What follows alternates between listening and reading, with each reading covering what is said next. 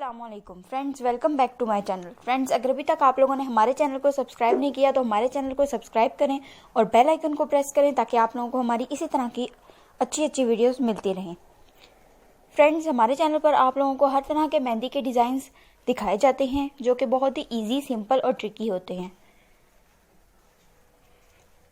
Friends, आज की video में हम आपको इसी तरह के डिज़ाइन दिखा रहे हैं। आप लोग इसे ज़रूर ट्राई करें।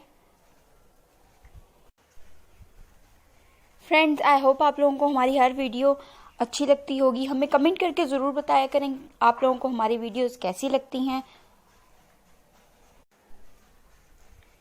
इसके अलावा आप जिस तरह के डिज़ाइंस मेहंदी के देखना चाहती हैं आप लोग हमें कमेंट करके बता सकती हैं। हम अब अपनी अगली आने वाली वीडियोस में उस तरह के डिज़ाइंस आप लोगों को दिखा सकते हैं।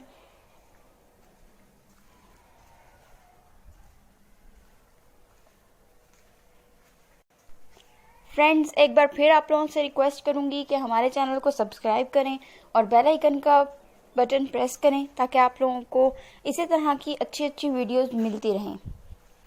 इसको अपने फ्रेंड्स के साथ शेयर करें, वीडियो को लाइक करें, चैनल को सब्सक्राइब करें।